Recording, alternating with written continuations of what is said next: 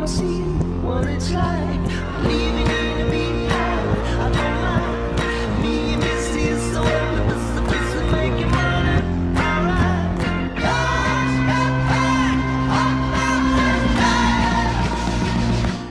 Greenback Boogie. Bonjour et bienvenue dans Legal Club Sandwich, votre rendez-vous pour passer un bon moment et découvrir du contenu juridique, mais pas que. Toujours de qualité, toujours dans une ambiance détendue, enjouée comme vous nous connaissez depuis maintenant 79 émissions. Donc je suis ravie de vous retrouver et évidemment toujours accompagnée de mes deux super acolytes, Pierre Landy et Lindia Le Sauvage. Pierre et Lindia, comment ça va? Ça Écoute, ça va va très parfaitement. bien. Nos voix vont mieux que la tienne, ma pauvre Audrey. Et oui, ce n'est même pas parce que j'ai chanté devant Bercy ou l'Olympiade hier, c'est tout simplement le petit rhume hivernal qui va bien. Voilà, Non, non, mais parce que tu as fait un voilà, rien de karaoké plus. hier et les lacs du Connemara, tu t'es totalement lâché, Audrey. Et oui, Avoue-le. ne dis pas trop, n'en dis pas trop, Pierre. Du coup, en tout cas, ravi de vous retrouver tous les deux, et surtout qu'on a encore une fois une invitée de qualité aujourd'hui, puisqu'on reçoit Kitry de Pelleport, qui est Chief Legal Officer du groupe Renault. Kitry, comment vas-tu aujourd'hui? Bonjour à tous, je vais très bien. Eh bien, on va rentrer directement dans le vif du sujet, puisqu'on va parler aussi d'un sujet, voilà, en- voilà, un sujet extrêmement important qui va intéresser tous les juristes ou les directeurs juridiques, puisqu'on va parler de la recherche du bonheur au sein d'une direction juridique, donc tout un programme pour le coup. Et on va te demander, Kitry, quel message tu souhaites faire passer à nos auditeurs aujourd'hui.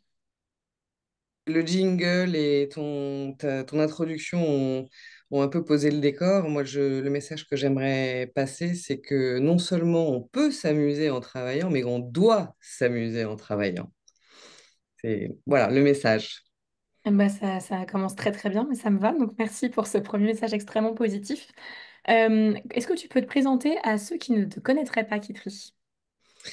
Très rapidement, moi j'ai commencé ma carrière en cabinet d'avocat. J'ai passé à peu près 8 ans en cabinet, majoritairement en M&A. Ensuite, j'ai rejoint la direction juridique du groupe Rhodia, donc l'industrie chimique. Puis ensuite Ah, en Chine, à Shanghai,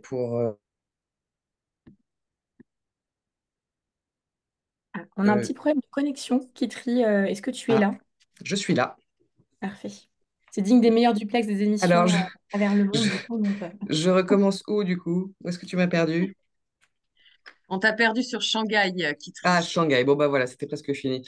Donc 4 ans à Shanghai, à la direction juridique Asie-Pacifique. Et puis, je suis ensuite rentrée à Bruxelles, puisque Rhodia avait été racheté par un groupe de chimie belge, où j'ai passé quelques années. J'ai pris la direction juridique du groupe Solvay en 2017. Et puis, je suis ensuite devenue directrice juridique du groupe Renault en début 2021, donc il y a presque 4 ans. Et je suis également secrétaire du conseil d'administration. Voilà, très rapidement.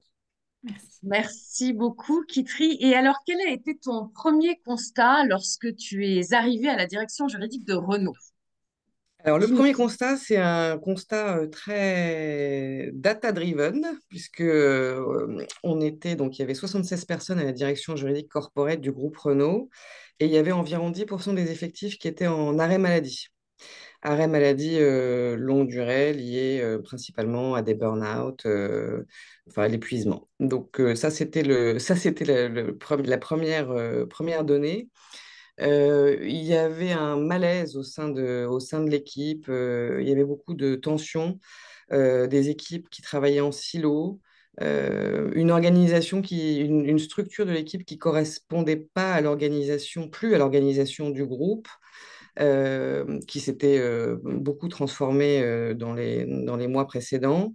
Donc, le mandat, moi, que j'avais en arrivant à la direction juridique de Renault, un mandat qui m'avait été confié par Luca, c'était d'assainir l'environnement de travail et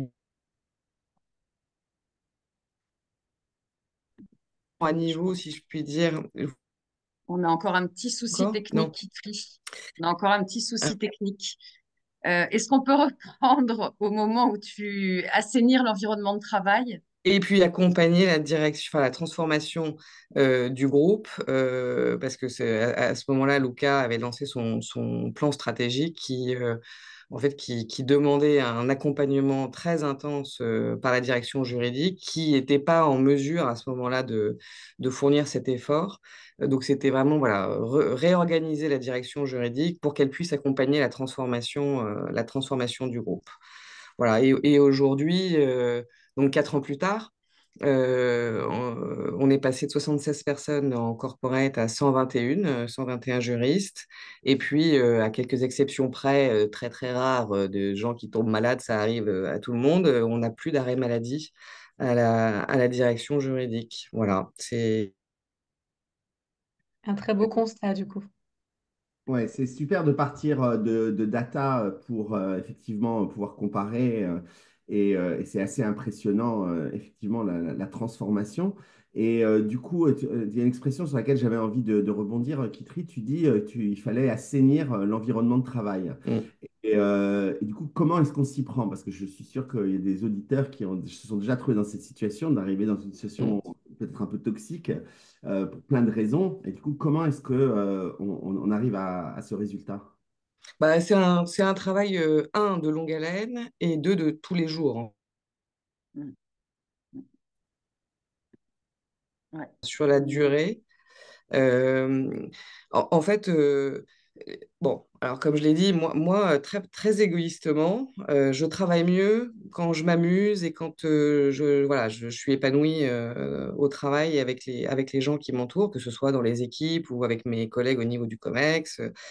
Je trouve qu'on est plus performant quand on est bien dans ses pompes et quand on arrive au bureau le cœur léger plutôt qu'en traînant des pieds. Donc, c'est créer un environnement de travail agréable. La première chose, c'est vraiment d'être un leader par l'exemple, quoi. C'est-à-dire que plus agréable, bah, il commence d'abord par vous regarder en se disant, oui, bah, écoute, commence-toi et puis on verra bien si tu fais ce que tu dis et que tu dis ce que tu fais. Donc, ça, c'est la première chose. Il faut vraiment être un exemple, en fait, hein, tous les jours. Alors, ça m'arrive d'être de mauvaise humeur, hein, je ne vous le cache pas. Mais dans ces cas-là, je le dis, par exemple, j'annonce, je dis, je vous préviens, aujourd'hui, c'est pas une bonne journée, donc je suis désolé si je suis renfrogné. En fait, je communique beaucoup sur ces choses-là. Voilà. La deuxième chose, c'était, on est passé de 76 personnes à 121, donc on a eu la chance de pouvoir recruter beaucoup. C'est dans le recrutement, porter une attention particulière à la personnalité des gens et à leurs attentes. Donc on le dit aussi très clairement.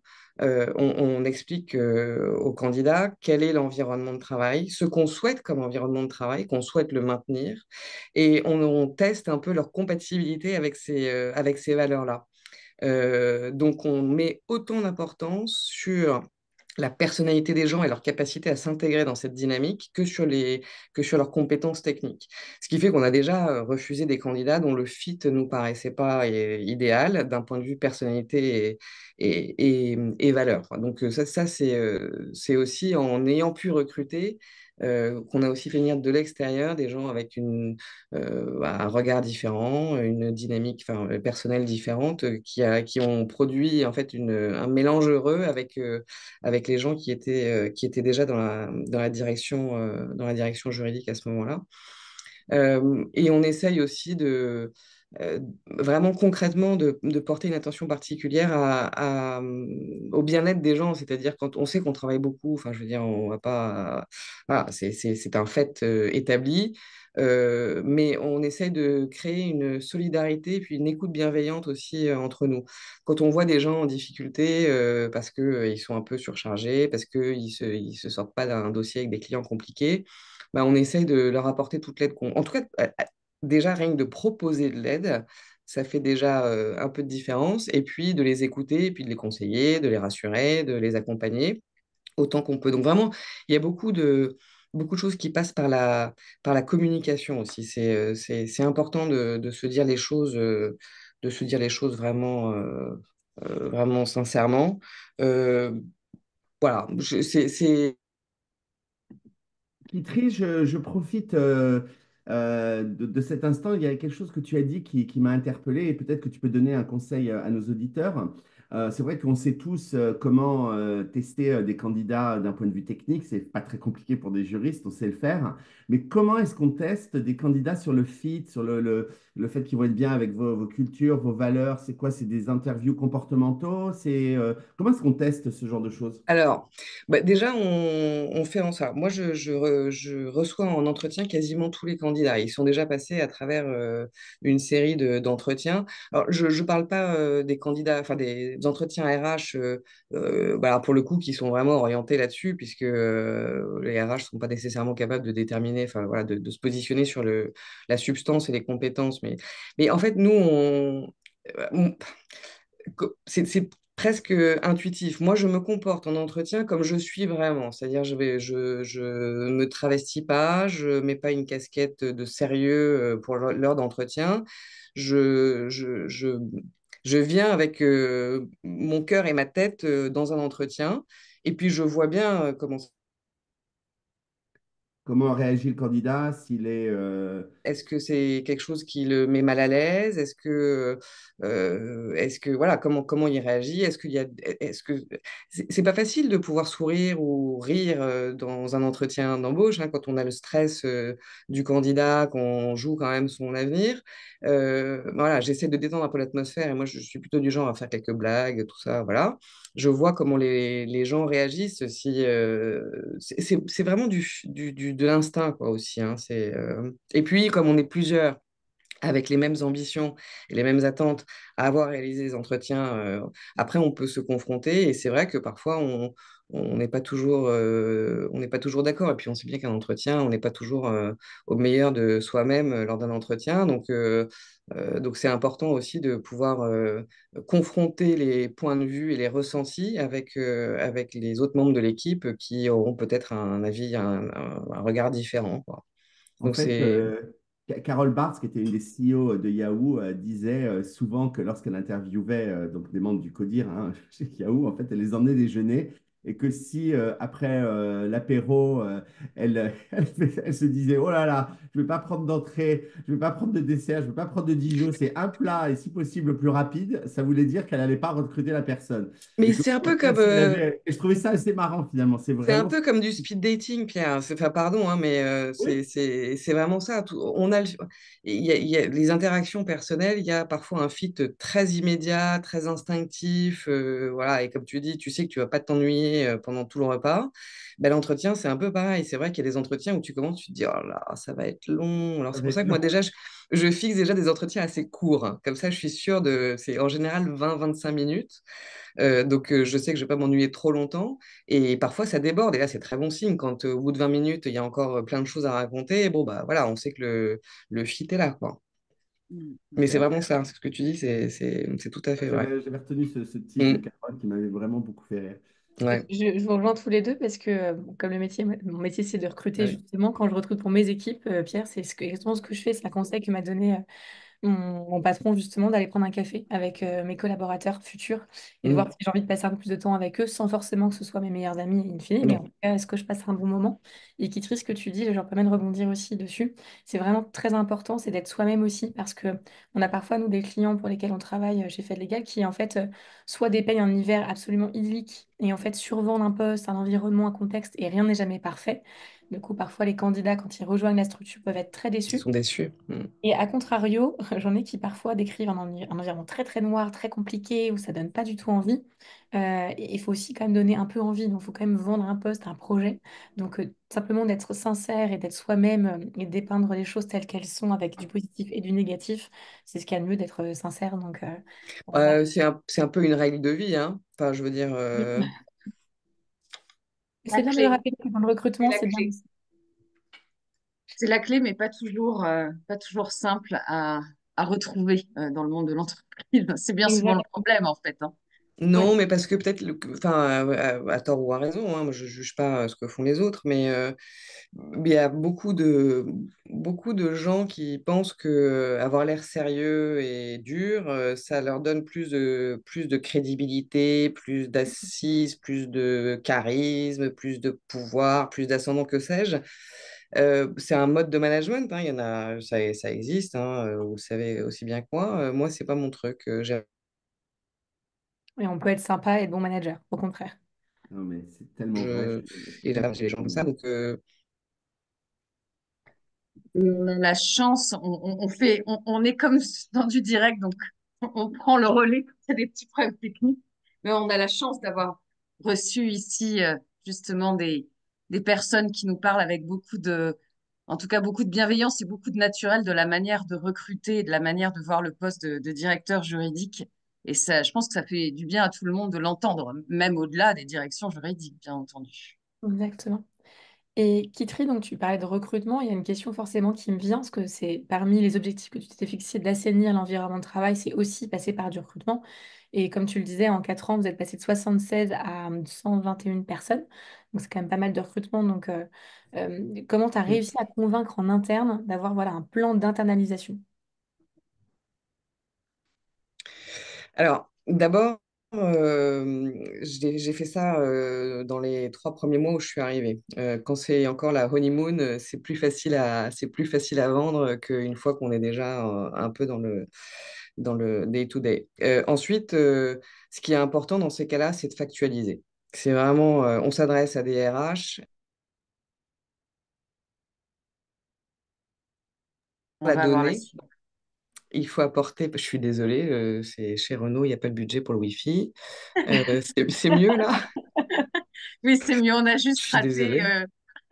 Je raté dis le début. factualiser. Donc, Voilà. il faut factualiser. Et donc, on a vraiment réfléchi à, enfin, voilà, c'était des slides très commerciales, entre guillemets, pour expliquer où on en était, quel était le besoin, quel était le gap entre ce qu'on avait et ce qu'il nous faudrait. On a fait des benchmarks, on a utilisé les benchmarks disponibles pour montrer le nombre de juristes par million, milliard de chiffre d'affaires, enfin ce genre de choses. Donc, on a utilisé beaucoup de benchmarks. On a utilisé aussi des données très concrètes et très simples qui sont la différentielle de coût entre un juriste interne et soit un prestataire externe, soit des avocats. Donc, c'est du simple au triple, hein, pour la faire très simple. Et puis, on a fait une nombreux en interne, on dépense beaucoup à l'extérieur. Et on a fait une projection des promesses d'économie budgétaire sur les coûts externes qu'on a délivrées au fur et à mesure. Donc, on a acquis la crédibilité sur la productivité, l'exercice de productivité en internalisation. Alors après, c'est toujours l'exercice difficile de à quel moment ça bascule, hein. C'est toujours, il faut trouver le le point d'équilibre. Mais comme on continuait année après année en internalisant, à économiser en externe, bon, on est encore crédible à internaliser. Et on a fait aussi un exercice de montrer que la direction juridique n'est pas un centre de coût. Donc, on a demandé à toutes les équipes de faire le bilan, enfin de récupérer toutes les données, pareil, chiffrées, hein, de soit des évitements de coûts, soit carrément du cash qu'on avait réussi à récupérer. Et là, ce qui est assez intéressant, c'est qu'en fait, cette année, ben, les années précédentes, c'était même supérieur en cash rapporté, on couvre nos labor costs avec le cash qu'on a été chercher. Donc, et en évitement de coûts, on couvre plus que largement non seulement les labor costs, mais les frais d'avocat externes. Donc en fait, et quand je montre ça à des financiers ou même à mon patron, c'est quelque chose qui surprend parce qu'ils n'ont pas l'habitude, et nos équipes financières, nos RH, n'ont pas l'habitude que les directions juridiques parlent en ROI et en chiffres sonnants et trébuchants. Donc, quand j'ai montré le ROI de la fonction juridique, c'est le meilleur investissement de la boîte. Donc, ça a l'air idiot, mais commencer par des données, il n'y a rien de mieux pour pouvoir convaincre. Et puis ensuite, voilà, après, voilà, les équipes autour ont aussi vu la montée en puissance, la montée en compétences et en expertise de la fonction juridique et le support qui était fourni. Et personne ne trouve à redire sur l'investissement qui est fait dans la direction juridique, puisqu'ils en voient les bénéfices. Donc après, il y a la donnée et puis il y a l'expérience. Et là, comme tout était aligné pour que ce soit un bilan positif, voilà, ça a été un exercice. Alors, je dis pas que c'est simple, hein, on l'a fait en 4 ans, mais voilà, on a quand même réussi à démontrer l'intérêt de l'exercice. Alors, Kitry, je pense qu'on peut dire vraiment, par rapport à tout ce que tu nous annonces, que tu as véritablement opéré un changement de culture. Mais il y a aussi plein d'autres choses que tu as faites. Et notamment, on parlait tu nous l'as un petit peu évoqué en début d'émission, mais du cercle vertueux aussi que tu as mis en place par rapport aux équipes. Ça, j'aimerais bien que tu nous en parles un petit peu plus. Bah, euh, en fait, on l'a approché sous beaucoup d'angles et beaucoup d'initiatives. Enfin, beaucoup, on a essayé de ne pas en faire trop parce que après, Alors, on a essayé de pas en faire voilà. trop. Puis après, Mais par on n'a pas exemple, juste entendu, Kitry. On n'a pas voulu en faire trop. non, on n'a pas voulu faire trop d'initiatives parce que après, le mieux est l'ennemi du bien et quand on en fait trop, ça épuise aussi les gens, même dans des choses positives, ça peut, quand c'est too much, ça fatigue. Donc, comme nous, on a comme ambition que l'ambiance soit bonne et agréable et que les gens prennent plaisir à venir au travail et à travailler avec leurs collègues, on a aussi mis pas mal de soin. Enfin, moi, c'était mon ambition dès que je suis arrivé, c'était casser les lignes hiérarchiques. Chez Renault, historiquement, c'est une vieille dame, Renault, moderne, mais quand même une dame assez ancienne. Euh, Une dame assez ancienne. je suis désolé. La hiérarchie était hyper importante chez Renault. Mm, mm. Donc, il y avait vraiment la pyramide hiérarchique et parfois, c'était vraiment à l'extrême. Moi, quand je suis arrivé dans mon bureau, qui est le galop, donc dans les anciens sièges, il y avait une porte qui donnait accès à une antichambre où il y avait deux assistantes pour voilà, garder l'entrée de mon bureau. Et je disais, c'est pas possible, ça m'oppresse, il faut une porte ouverte sur le couloir directement pour que les gens aient accès à mon bureau directement s'ils le souhaitent. Alors, ils trouvaient ça très incongru, tout le monde, parce que qui aurait eu l'idée d'aller directement chez le directeur juridique? Franchement, ça faisait aucun sens, mais il se trouve que ça a très bien fonctionné. Et ça, c'est pareil, c'est vraiment des trucs à l'usage. Laisser sa porte ouverte, ça a l'air de rien, mais c'est hyper important. Et j'ai prévenu mes équipes, je leur ai dit, n'y voyez aucune volonté de vous bypasser ou autre. Je m'adresserai directement aux gens qui travaillent dans vos équipes parce que c'est en fait le moyen le plus efficace pour avoir de l'information. Donc, alors au début, ça a un peu toussé parce que c'était pas l'habitude et qu'on a l'impression, c'est vrai, quand on vous bypass, on a peut-être l'impression que on nous retire une partie de légitimité, de pouvoir, de ceci, de cela, mais finalement ça se passe très bien et tout le monde gagne du temps, donc tout le monde est ravi. Et puis ça me donne à moi l'opportunité d'aller découvrir les équipes. Les équipes au quotidien, j'imagine, et connaître toutes les problématiques, hein. Je fais ta voix pendant qu'on ne t'entend pas, Kitry. J'espère ne pas dire de bêtises. Et je vais continuer, Kitry. Donc, la politique de la porte ouverte. Moi, j'aime beaucoup cette politique de la porte ouverte. Je te laisse poursuivre, Kitry. C'est revenu, je suis revenue. Oui, tu es revenu, tu es Bon, là. je suis désolée. Politique de la porte. Donc, ça me donne l'opportunité de travailler avec des gens dans mes équipes, des jeunes qui viennent d'arriver, voilà, des gens que je connais pas forcément. Donc, je travaille avec eux. Et puis, je pense que pour eux, c'est aussi une façon, quelque part, un peu de reconnaissance de pouvoir travailler en direct avec le directeur juridique sur certains sujets. Donc, ça a aussi le mérite. Et puis, moi, je connais tout le monde, du coup, maintenant, enfin, ou quasiment tout le monde. Donc, quand on fait les revues annuelles RH, bah, je me contente pas d'entendre ce qu'on a à me dire, je peux aussi contribuer voilà, à identifier des jeunes talents ou voilà, c'est Le fait, je pense, de savoir que ta porte est ouverte, mine de rien, même si j'imagine que il n'y a pas un défilé chaque jour de tous les juristes dans ton bureau, mais le fait de savoir que c'est possible, déjà, ça désamorce beaucoup de problématiques.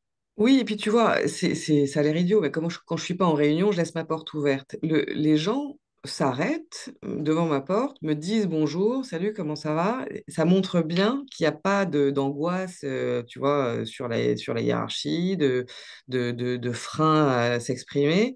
Et c'est quand même la meilleure façon pour avoir vraiment la température dans les équipes, c'est de pouvoir s'adresser à eux directement et vice-versa.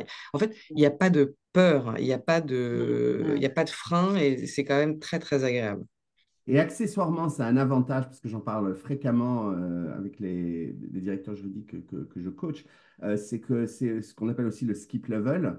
Donc, on saute un niveau et ça te permet aussi de détecter si jamais, ce que je suis sûr n'est pas arrivé chez Renault, mais ça peut arriver, tu as un manager qui est un tyran vers les gens du bas et qui est exceptionnel vers les gens du haut. Mm, Et en fait, avec les skip level, ça te permet de te rendre compte si jamais, en fait, un de tes reports eh bien, est en train un peu de te la faire à l'envers et tu te rends compte mm. en descendant dans les niveaux comme ça, de manière très naturelle, oh là là, mais il y a un truc qui se passe. Et donc ça, c'est pour ça qu'au-delà de tout ce que tu as dit, en plus, ça a cet Ouais, avantage-là, je ouais. pense, le directeur juridique, d'aller vérifier que tout se passe bien au niveau leadership management dans les niveaux inférieurs, en fait. Et Tu ça, as c'est absolument raison. Et même sans aller jusqu'à la tyrannie ou des problèmes extrêmes, ça permet de aussi sentir effectivement des sujets que tu verrais pas forcément en direct avec tes N-1, mais de les sentir par le niveau d'en dessous, c'est clair. C'est absolument vrai. Alors, ben, je vais poser une dernière question avant qu'on passe aux chroniques. Et puis après, je sais on fourmille d'autres questions, donc on reviendra vers toi, Kitri. Mais est-ce que tu peux nous dire, nous parler un petit peu des initiatives qui existent au sein de la direction juridique chez Mm. Renault? On en a plein.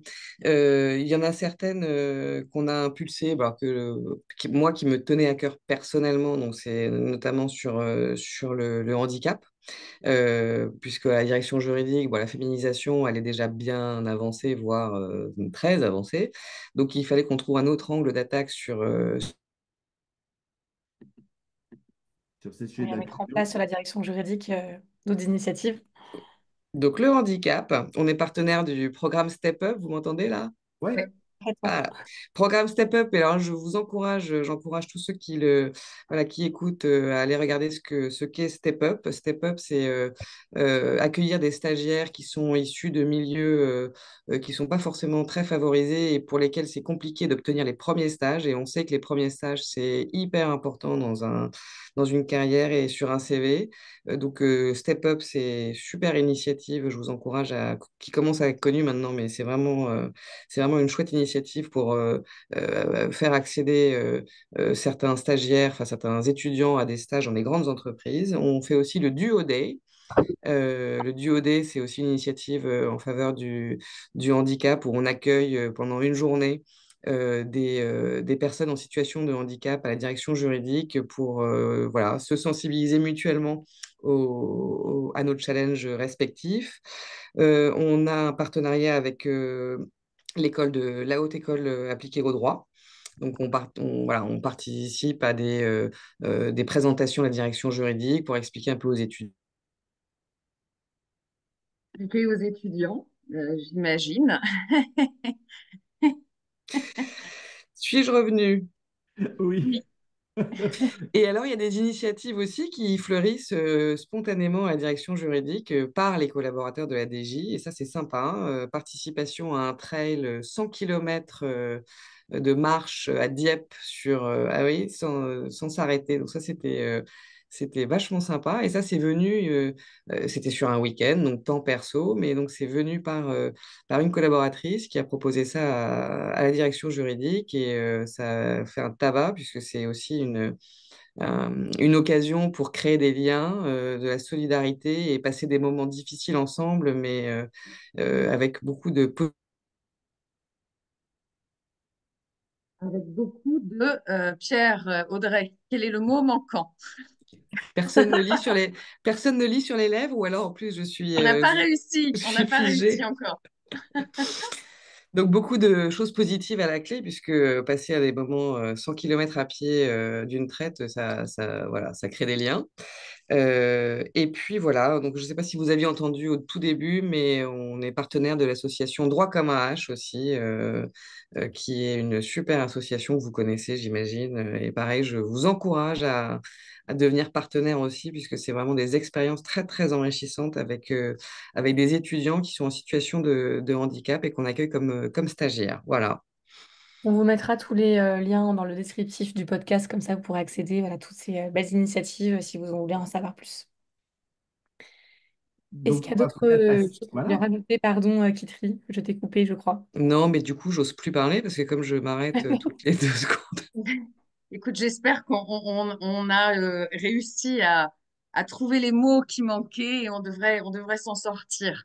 On garde les questions, Audrey, peut-être Oui, on garde des questions pour la suite, en effet, parce qu'on va passer maintenant aux chroniques. Pour ceux d'entre vous qui nous connaissent déjà, vous savez qu'on a des chroniques et aujourd'hui, c'est au tour de Lindia et Pierre. On va commencer par la chronique de Lindia avec le jingle. Kitri, tu vas voir, c'est un formidable jingle que Pierre va nous lancer tout de suite. Et let's go!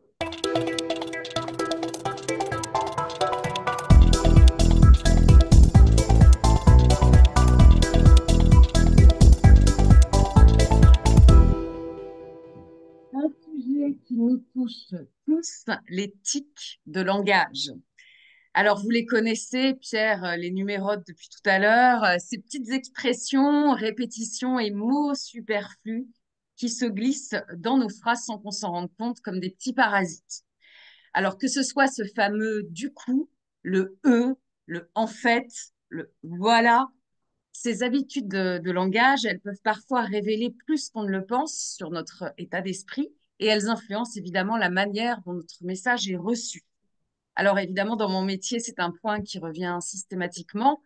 Et aujourd'hui, on va voir pourquoi ils apparaissent, ce qu'ils révèlent et surtout comment les gérer sans perdre son naturel.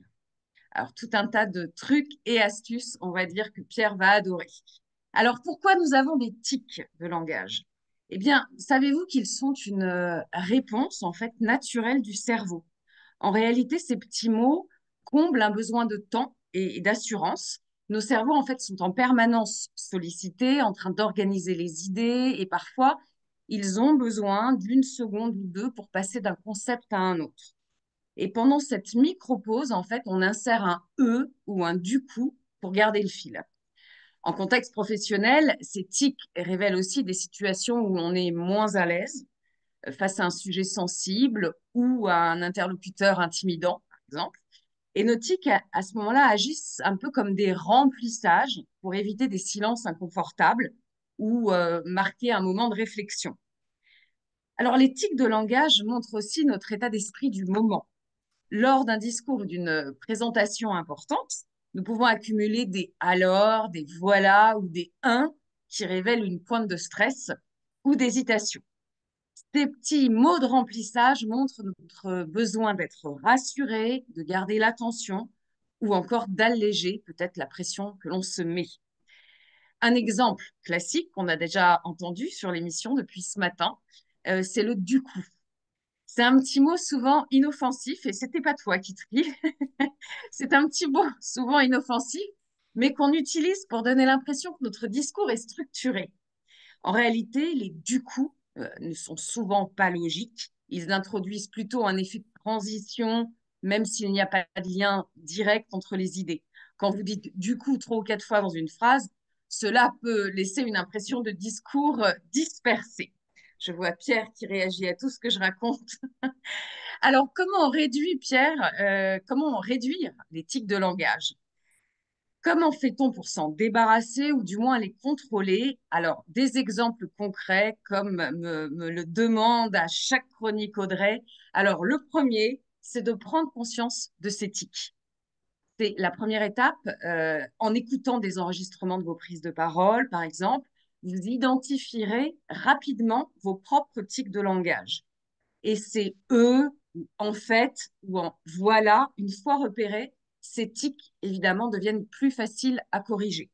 Moi, quand je suis en média training avec des dirigeants qui travaillent leur discours, quand j'entends un tic de langage, je claque dans mes mains. Donc, je leur dis, en général, vous allez me détester quelques minutes, mais c'est le meilleur moyen de s'en rendre compte et ensuite on va les gommer avec une bonne respiration. Et justement, la transition est toute faite puisqu'il faut apprendre à aimer le silence. Souvent, les tics remplissent des blancs parce qu'on a peur du silence. Et pourtant, les silences bien placés apportent de la puissance et du rythme au discours. Entraînez-vous à respirer, à faire des pauses sans rien dire. Ce sont des moments qui marquent et en plus, ils donnent une impression de calme et de maîtrise. Et puis évidemment, un autre conseil bien judicieux, c'est de structurer son discours. Pour un discours, si un discours est clair dans votre tête, moins vous aurez besoin de combler les vides. Avant une présentation, prenez le temps, et ça on l'a beaucoup dit dans nos chroniques depuis le début de ces émissions, mais prenez le temps d'organiser vos idées en grande partie, en sous-partie. Et si chaque étape est claire, vous n'aurez pas besoin de recourir au eux, au du coup, pour garder le fil. Alors, quelques types de langage communs qui trient et leurs alternatives.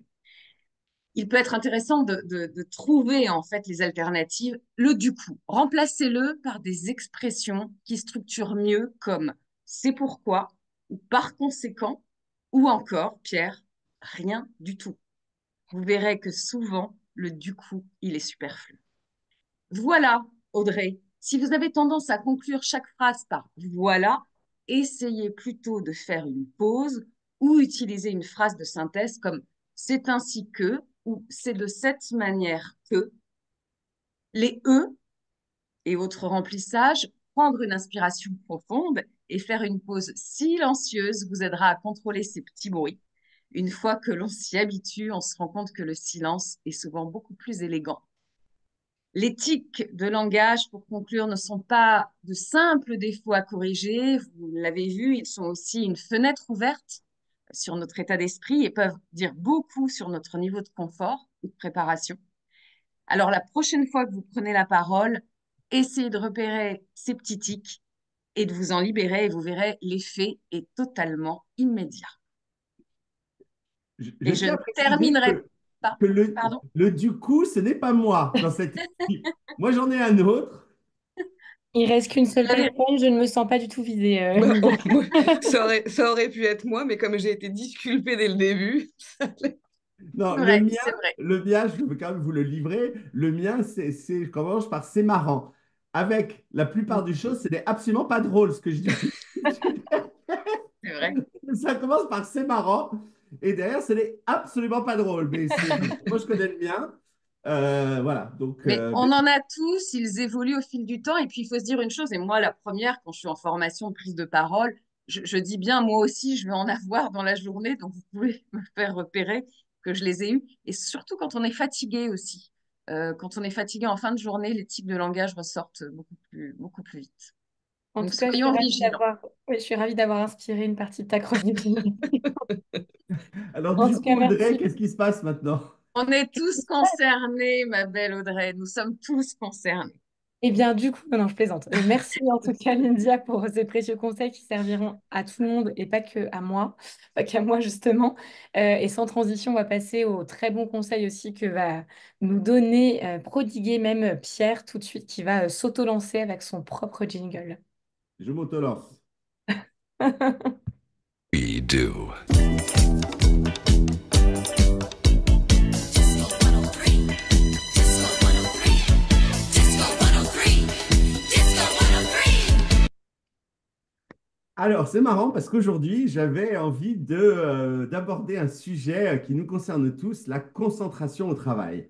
Alors, bon, hein, on le sait, entre les distractions constantes, les urgences imprévues, le téléphone et les notifications Instagram, rester concentré est un défi quotidien. Et donc, je vais vous livrer aujourd'hui 5 conseils pratiques pour essayer de rester concentré et productif, même lors des journées les plus intenses. Alors, conseil numéro 1, planifier justement des moments de concentration profonde. Donc vraiment, le premier conseil, c'est d'essayer de réserver des plages horaires dans votre journée pour ce qu'on appelle en anglais le deep work ou la concentration profonde. L'idée, c'est de créer une sorte d'espace-temps libre de toute distraction pour se focaliser pleinement sur une tâche que vous devez accomplir. Alors, choisissez un moment dans la journée où vous êtes le plus productif. Pour beaucoup, c'est le matin, mais ça peut, chez certains, être tard le soir, peu importe. Et pendant cette période, fermez votre messagerie, Désactivez les notifications. Vous savez, sur l'iPhone, c'est repos ou ne pas déranger. Et concentrez-vous sur une seule tâche.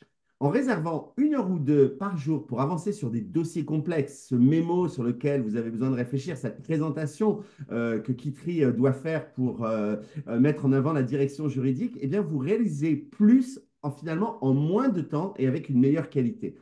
Et ce type de concentration, eh bien, ça demande de la discipline, mais les résultats peuvent littéralement transformer votre efficacité. Donc, n'hésitez pas d'ailleurs à communiquer ces moments de concentration à vos collègues pour éviter, avec la politique de la porte ouverte, tout simplement, de Teams, de Slack, etc., les interruptions inutiles, parce que sinon, ça va un petit peu venir contre votre efficacité. Conseil numéro 2, gérez les notifications et organisez votre environnement de travail. Les notifications de nos jours, ça peut être un véritable fléau pour notre attention. À chaque fois qu'on est interrompu, savez-vous qu'il faut parfois jusqu'à 20 minutes pour retrouver pleinement votre concentration.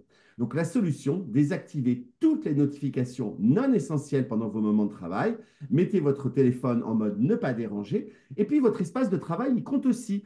Un bureau rangé avec le minimum de distraction visuelle, ça va aussi vous aider à rester concentré. Vous savez, ces jolis dossiers avec des étiquettes dessus, tout ça, c'est classé plutôt qu'un bureau rempli de papiers désordonnés. Essayez de garder à portée de main uniquement ce dont vous avez besoin pour la tâche en cours et vous verrez rapidement une différence.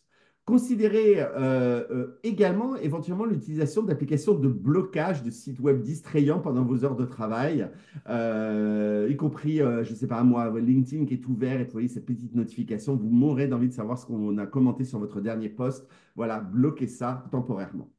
Conseil numéro 3, la technique Pomodoro pour gérer l'énergie et la concentration. Alors, la technique Pomodoro, elle a été inventée par un Italien qui s'appelle Francisco Cirillo et ça consiste à travailler par intervalles. Ça a été créé dans les années 80 et il a nommé la technique d'après son minuteur de cuisine en forme de tomate. Donc, Pomodoro, ça veut dire tomate en italien, et il l'utilisait. Et donc, l'idée, c'est on choisit une tâche à accomplir, ça peut être une tâche simple ou une tâche d'un projet plus complexe. On règle son minuteur, son Pomodoro, sur un 25 minutes. Et pendant cette période, on se concentre pleinement sur sa tâche sans aucune distraction. Et puis, on travaille jusqu'à ce que le minuteur sonne. Et pendant ce temps, ce Pomodoro, vous ne laissez rien d'autre interrompre votre travail. Pas de mail, pas d'appel, pas de distraction extérieure, rien. Puis vous prenez une pause courte de 5 minutes, c'est un moment pour se détendre, se lever, marcher, respirer, aller aux toilettes, ouvrir la fenêtre, que sais-je. Bref, autre chose que de travailler, dire bonjour à un collaborateur qui passe dans le couloir.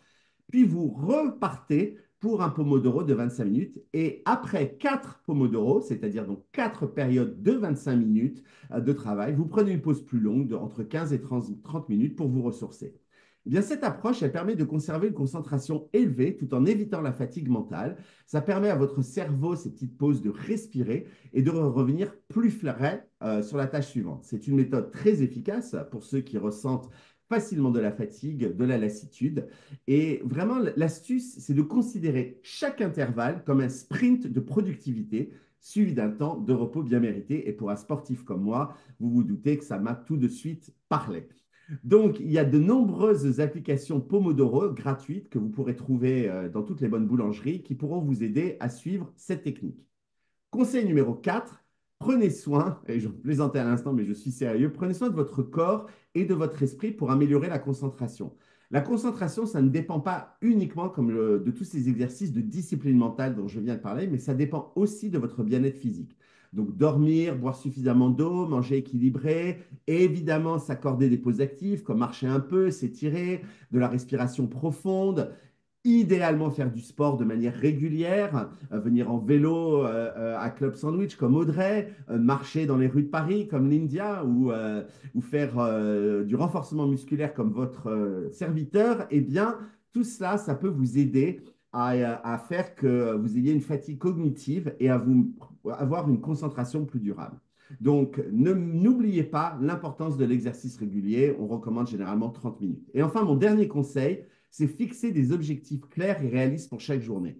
Pour rester concentré, il est crucial de savoir ce que l'on veut accomplir. Alors, on a beaucoup parlé par le passé des to-do list, mais en tout cas, en définissant des objectifs clairs et réalistes chaque matin, vous créez une feuille de route qui va vous guider tout au long de la journée. Si vous avez une tâche complexe à gérer, divisez-la en étapes plus petites et atteignables. Commencez par les tâches les plus importantes quand votre énergie est au maximum. Et puis après, vous ferez les autres.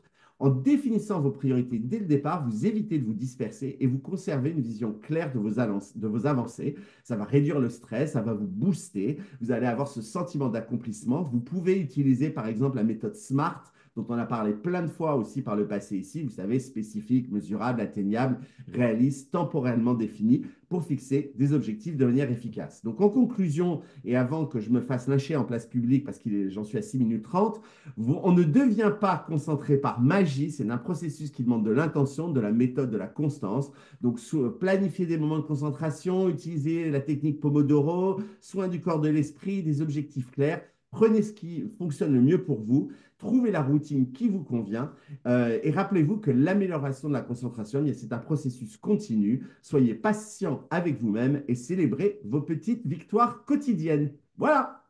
Merci beaucoup, Bravo. Pierre, pour ces bons tips. Pour le coup, j'ai hâte que tu nous fasses une chronique sur des conseils de renforcement musculaire.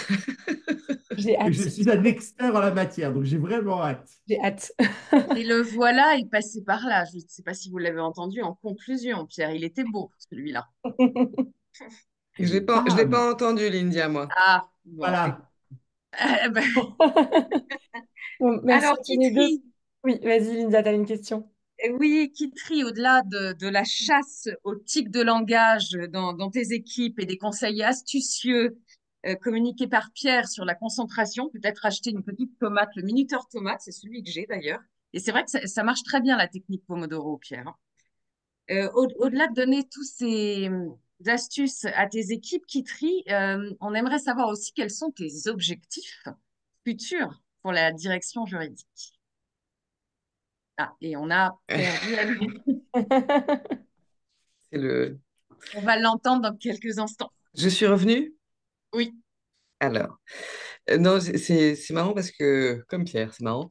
Ce matin, un cabinet d'avocats me posait la question, quels sont les objectifs pour la DJ les prochaines années? Et en fait, c'est marrant, je me suis jamais vraiment posé la question en ces termes-là. On a tellement fait ces 4 dernières années que je crois que l'objectif pour la prochaine année, c'est de stabiliser. C'est de stabiliser en rythme de croisière, de poursuivre les efforts qu'on a initiés, mais on va pas aller chercher la Lune cette année. Enfin, en 2025, on n'ira pas chercher la Lune. On va essayer de continuer à délivrer la qualité du support qu'on a délivré ces dernières années. On va essayer de garder, de retenir les collaborateurs qu'on a recrutés et de continuer à garder cette bonne ambiance à la direction juridique, malgré une année 2025 qui s'annonce très compliquée, hein. Vous lisez tous la presse, le secteur automobile est quand même très touché ces derniers temps, donc ça va être une année un peu compliquée. Et voilà, l'objectif, c'est vraiment malgré les vents contraires, de continuer à préserver cet environnement de travail agréable et bienveillant. Et puis, ouais, évidemment, parce que c'est de bon ton de parler de la digitalisation dans les directions juridiques, on va poursuivre nos efforts. Poursuivre nos efforts. Et c'est vrai qu'on n'a pas du tout parlé, là, ça pourrait être une question sur, oui, la digitalisation, l'IA, l'arrivée de tout ça dans les directions juridiques. Alors, je vois ton Maintenant, air mais... député. Non, mais c'était une conversation légère jusque-là, l'India. Ah Là, oui, tu as raison. Restons sur si cette bonne tu, ambiance. si tu me parles d'IA et de Ouais, digitalisation, d'abord, je crois que ça emmerde tout le monde parce que oui. on en a beaucoup, beaucoup parlé, on en parle beaucoup, beaucoup, beaucoup. C'est un peu comme le DAU, on en parle beaucoup et on le voit pas beaucoup. Donc, non, nous, nos objectifs, digitalisation, on poursuit, enfin, le tout venant, on continue, mais surtout, voilà, on se motive et à Noël, on va recharger les batteries pour arriver à aborder 2025 avec l'enthousiasme nécessaire pour affronter une année difficile. Voilà. Eh ben moi, je vais te poser une dernière question, justement hyper positive, je l'espère, Kitri. De quoi es-tu le plus fier en tant que directrice juridique? Et j'ai envie de te dire que ce soit chez Renault ou dans l'ensemble de ta carrière, qu'est-ce qui t'a rendu le plus fier à ce jour, en tout cas, sachant que voilà, il y aura peut-être d'autres choses plus tard, mais à ce Ce, jour. ce qui me rend fier, il y a un sentiment d'autosatisfaction. Alors, je ne sais pas trop si c'est ça, mais ce qui me procure vraiment beaucoup de plaisir et rétrospectivement et sur le moment, c'est de pouvoir aider des gens dans leur développement personnel, que ce soit à la direction juridique ou ailleurs. Ce que j'aime, moi, c'est repérer des talents, les développer, les pousser, les mettre en avant, parce que souvent, il est question de ça aussi, hein. On parle beaucoup de développement de carrière, mais on dit pas tout le temps qu'il faut des sponsors qui poussent les jeunes talents. Les sponsors qui poussent les jeunes talents. Voilà, d'avoir joué le rôle de sponsor pour certaines personnes et de continuer à le faire, voilà, ça me procure beaucoup de satisfaction. De fierté, je sais pas, parce que c'est un peu prétentieux, mais de satisfaction, ouais. Merci beaucoup, Kitri, en tout cas, pour cet échange plein de sincérité, plein de bons tips. Pour le coup, c'était extrêmement positif. Pour le coup, ça fait du bien. On aime bien, nous, les échanges comme ça, très positifs pour le coup. Puis parler de bonheur de la direction juridique, je pense qu'on en a tous besoin. Donc, merci encore pour tout Merci à vous. ça. J'espère que tu as Donc passé c'est un bon moment, en tout possible. cas. Donc c'est possible même sur des équipes de 121 personnes quand même. C'est possible. Voilà, ça va pouvoir faire réfléchir beaucoup de monde. J'espère que cette émission va être énormément écoutée. Et ça fait tellement de bien d'entendre cette positivité. On adore. Je suis sûr, Kitri, que si on te faisait passer, ou tu l'as peut-être déjà passé, le test du Strength Finder, tu dois avoir positivité dans tes 5 forces, si ce n'est dans une des forces prépondérantes. Mauvais caractère dans les... Ça se sent Positivité, en mauvais tout cas, caractère. cette positivité. Audrey, Oui, ça sera la prochaine fois, ça sera la dernière la de dernière émission de la et la saison. dernière de l'année. Exactement. On va recevoir Pauline Casanova et Pierre, on va parler de quoi avec Pauline? Eh bien, avec Pauline, on va parler de la parodie, de l'humour dans les publicités. Est-ce qu'on peut tout faire? Est-ce que tout est permis? Jusqu'où on peut aller? Voilà, ce sujet, pour tous ceux qui travaillent avec le marketing et les créatifs, jusqu'où peut-on aller dans tout ce qui est parodie, humour, etc. On s'est dit que c'était un sujet très fun avec elle a des tas d'exemples à nous donner, Pauline. Et on s'est dit que ça serait un sujet rigolo pour finir l'année. Donc voilà. Sympa. Exactement. Et ben merci Kitri encore une fois Merci à pour vous. cet échange. Merci beaucoup. Et Merci voilà. India et merci Pierre. On vous dit à De très rien. bientôt pour une nouvelle Euh, émission du Légal Club Sandwich. À très bientôt. Absolument générique de fin. On ne part pas avant la fin du générique. C'est parti. See the man who won't stay, fear me